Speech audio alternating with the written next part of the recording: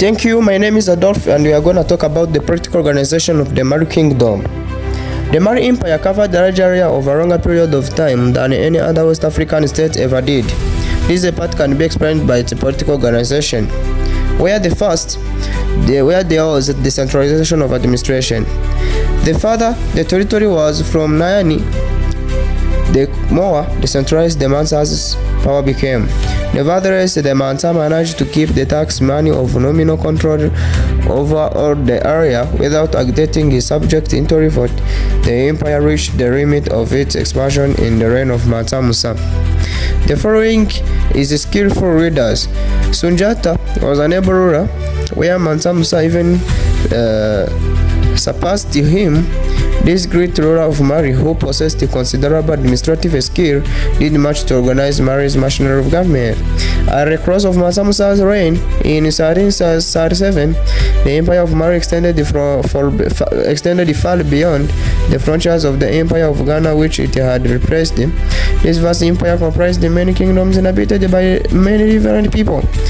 To govern a vast empire of this kind, the successful rulers established institutions designed to promote effective government. So the third is the administration.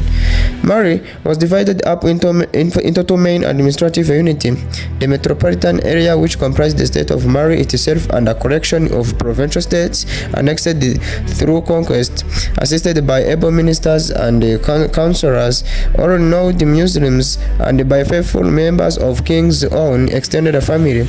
The king exercised personal control over the administration of his own of Maniwa people in the metropolitan territory. Sunjata divided the empire into a number of provinces. Mansa Musa reorganized the provinces in the south into 14 administrative units. The government of these provinces was entrusted to able governors. The machinery of political administration then ran as follows. In the southern province, where the subjects were relatively submissive, the local rulers served as governors. They were allowed a great measure of provincial autonomy as long as they maintained their loyalty and paid tribute to the emperor regularly. To the north, way above, the vassal states and neighboring Tuareg were troublesome. The practice was to send military governors to be in charge of the provincial and local administration and to keep the people under control. Another area which constantly resisted the emperor's rule was Gao in the east. To reduce these rebellious people to submission, not only were strong military men sent out to govern the province, but also a special trained battalion was stationed there. So, at the stated times, the provincial governors reported at Niamey, the capital, not only to submit the account of taxes collected for the imperial treasury, but also to give a report of the administration in general. Occasionally, 2 officers of the imperial court were sent out to the provincial capitals to inspect and report to the emperor on conditions in the provinces. In general terms, provinces picked their own governors via their own custom, elections, inheritance, and so on. Regardless of their title in the province, they were recognized as Diamantingui, which means province master, by the Mansa. Then Diamantinguis had to be approved by the Mansa and were subject to his oversight. If the Mansa didn't believe the Diamantingui was capable or trustworthy, a Faruba might be installed to oversee the province or administer it outright. At the local level, it means in local level where they included the village, town, and city. Kunitingui elected Adungu Tingui, who is called the village master, from bloodline descended from the royalties semi-master, where they were appointed by the governor of the province from within his own circle. The following is motivation of officials: to encourage faithful and effective local administration, Provincial officials were always paid not only in gold but often in kind with horses and dresses of land. In addition, Mansa instituted special honors to reward the outstanding readers. Administration of justice. It is the following. The administration of justice was keenly promoted by the kings of Mali, notably Mansa Musa.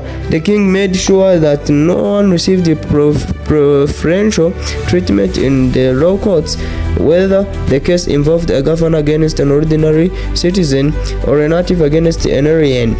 It was recorded, for example, that Mansa Musa once tried and pushed severely a provincial governor who had wronged an ordinary peasant, referring to the administration of justice as it prevailed throughout the empire of Mali in his days. So the following is royalty and respect for authority. Royalty and respect for authority were other characteristics of the people of Mali which resulted from good administration. So the following is the economic organization of Mali Empire. The Mali Empire flourished because of trade.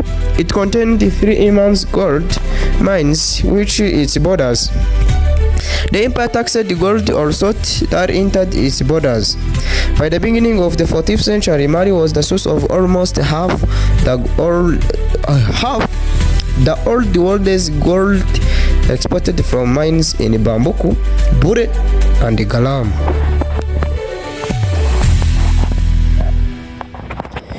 There was no standard currency throughout the realm, but several forms were prominent by religions. The Saharian and the Saharan towns of the Mali Empire were organized as both staging posts in the long-distance caravan trade and trading centers for the various West African products.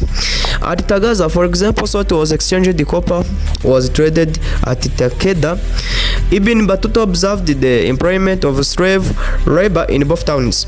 During most of his journey, Ibn Battuta traveled with a retinue that included slaves, most of whom carried goods for trade but would also be traded as slaves. On the return journey from Tagada to Morocco, his caravan transported 600 female slaves, suggesting that slavery was a substantial part of the commercial activities of the empire. So here we are going to talk about the role of minerals in this empire. The role of minerals in Mali's economic activity included the following. Where there were gold nuggets were the exclusive property of the Mansa and were illegal to trade within his borders. All gold was immediately handed over to the imperial treasury in return for any recovery of gold dust. Gold dust had been weighed and bagged for use at least since the reign of the Ghana Empire. Mali blowed the practice to stem inflation of the substance since it was prominent in the region. The most common measure for gold within the realm was the ambiguous mitka. This term was used interchangeably with the dinar, though it is clear if coined currency was used in the empire. Gold dust was used all over the empire, but was not valued equally in all regions. The following role of minerals is salt. The next great unit of exchange in the Mali Empire was salt. Salt was as almost, if not equally, valuable to gold in sub-Saharan Africa. It was cut into pieces and spent on goods with close to equal buying power throughout the empire. While it was as good in the north, it was even better in the south. The people of the south needed salt for their diet, but it was extremely rare. The northern region, on the other hand, had no shortage of salt. Every year, merchants entered Mali via Warata with the camel roads of salt to sell it in Niani. According to Ibn Battuta, who visited Mali in the mid-14th century, one load of salt sold at Warata for 8 to 10 mitkos of gold, but in Mali proper it raised between 20 up to 30 ducats and sometimes even 40. Copper Copper traded in barrels was mined from Takeda in the north and traded in the south for gold. Contemporary sources claim 60 copper bars traded for 100 dinars of gold. So the following is the social organization of this Mari Empire. Social organization of Mari covered a number of areas, where first, Islamization of state. Mansa Musa's major achievement was that he made Mali a much more devotee Muslim country. In Mali, he instituted the compulsory readings of the Quran. As a Muslim, he promoted the careers of fellow Muslims. Many mosques were built and Friday prayers were always observed at the king's court. Yet, many of his subjects continued to worship in the traditional way, and Musa showed no objection. This was particularly true of people who were not related to Mansa's Mandika clan, such as the gold diggers of Wangara, for in spite of his own piety, he had no wish to divide his domain with religious disputes. So the education is the second social organization. According to Mansa Musa, encouraged the establishment of Islamic schools.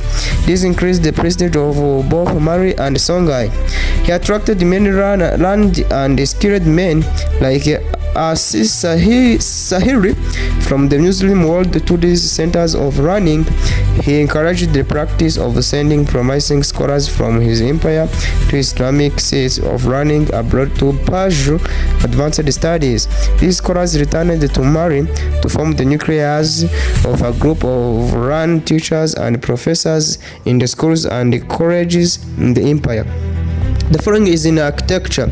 Returning from the pilgrimage, Mansa Musa brought with him a group of renowned Muslim architects and scholars. Chief among these men was As-Sahiri, the celebrated architect and poet. As-Sahiri is believed to have been the first to introduce in Mali the use of burnt bricks for building houses. Among his great construction works were the famous burnt bricks mosque in Gao and Timbuktu, as well as the burnt bricks palace at Timbuktu. Through the influence of As-Sahiri, the knowledge of the use of burnt bricks for building houses spread throughout the empire. As-Sahiri also introduced to Mari flat roof architecture. In this and the other ways, a new age of architecture was born in the western Sudan. Within Mari, the imperial rulers ordered the mosque constructed and the palace converted into mosque. Architects and builders increased the size of the mosque to accommodate a larger Muslim population and underscore the importance of Islam. The cities of Gao, Jenne, and Timbuktu boasted larger mosque. In Jenne stands a great mosque where they constructed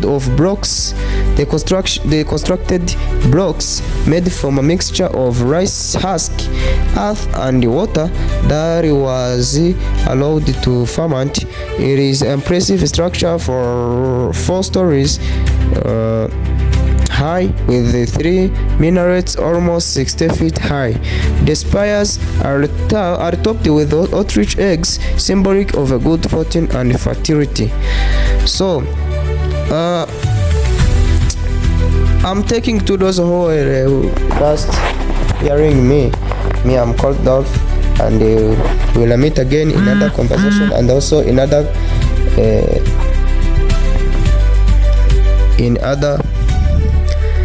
reasons. So thank you. God may protect you. Thanks for following us. Please make sure that you have subscribed to this channel. Thank you.